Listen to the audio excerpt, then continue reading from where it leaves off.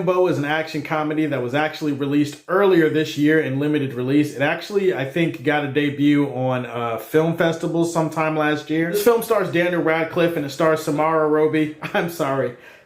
My bad.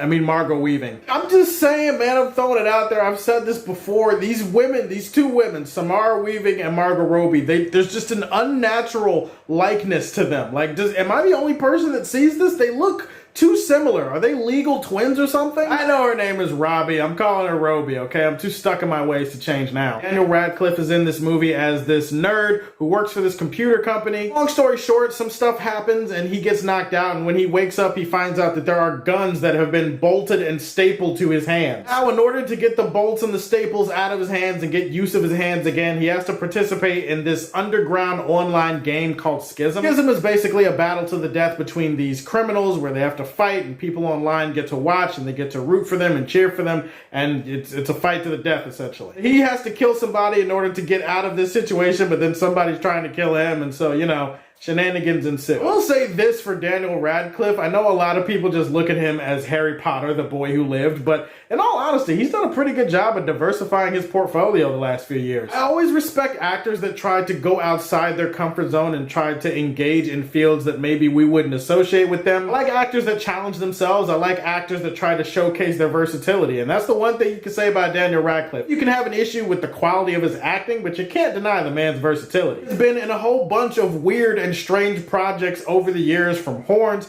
to Swiss Army Man. By the way, Swiss Army Man, one of my favorite films of 2016. Love that movie. I appreciate that he's in another movie that feels a little bit crazy, a little bit nutty, a little bit weird, but ultimately kind of entertaining. Premise of Guns Akimbo, where you have this online thing where people are participating in the entertainment of death and destruction, like they're watching these people kill each other on TV. Human nature is human nature. We're all savages at heart here. Premise is nothing new. Like, we've seen this in a bunch of other movies over time. I will say the one unique twist is that for the protagonist of this film, they gave him a handicap. They gave him something that affected his ability to survive and to move throughout the plot. It's really where most of the entertainment in the first half of this movie comes from. It comes with Daniel Radcliffe not being able to use his hands. And so there are regular everyday scenarios and situations that we take for granted because we can use our fingers. He can't use his fingers because his fingers are attached to guns. And so it's kind of fun, kind of entertaining watching him try to figure out a way to do things while he can't actually use his hands to do them. I also appreciated Daniel Radcliffe's performance. He actually does do a good job in this movie for the character that he's been asked to portray. The tone of this movie is wild and unpredictable. Like, definitely this feels like the love child of Shoot 'Em Up, which is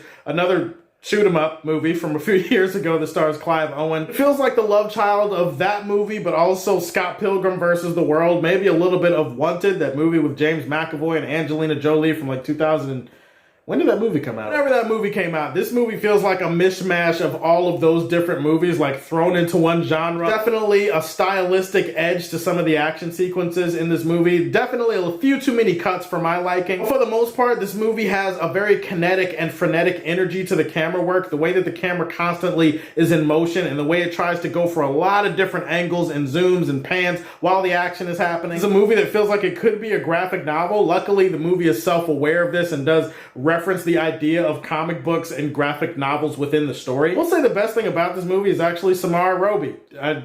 Okay, Samara Weaving, but you guys know who I'm talking about. She plays her with such a chaotic and wild card-esque energy. Like, she plays her with such a roguish charm that it does remind you of Harley Quinn. And guess what? Harley Quinn is played by Margot Robbie. Thank you, you're welcome. I'm glad I could make that connection for you. Samara Weaving has incredible charisma, but also she has the best character in the movie. She actually has an arc, and you actually do end up caring about her by the end of the movie. Well, here's the thing with this movie. You're sort of entertained, but you're also kind of bored. That's like the best way that I can describe this movie. You're sort of entertained because of Samara Weaving Robbie, and you're sort of entertained because, you know, the action and some of the shooting sequences, especially towards the end of the film. But you're also kind of bored because it's a movie that really, it has a guy with guns stapled to his hands, and for most of the movie he's actually running away, so it's actually not that interesting. It's like a cat and mouse type of thing, and maybe that's not what people were interested in when they clicked onto this movie. I feel like I'd be more entertained maybe if the main character wasn't such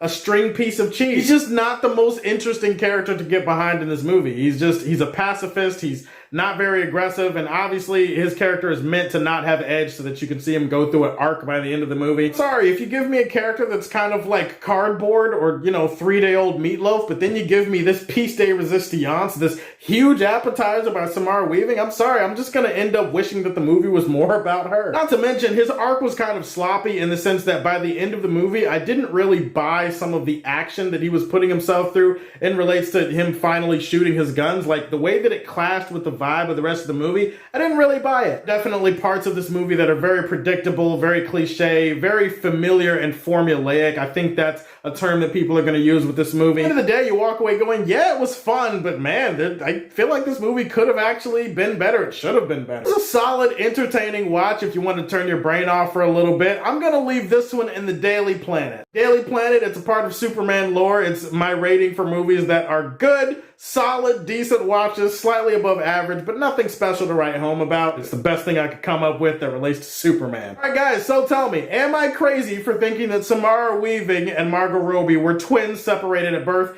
Give me your theories on that in the comment section down below. Like and subscribe to the Superfan Show, and as always, if you like what you see, tell me how you feel, and stay tuned to hear more from the Man of Steel. Peace.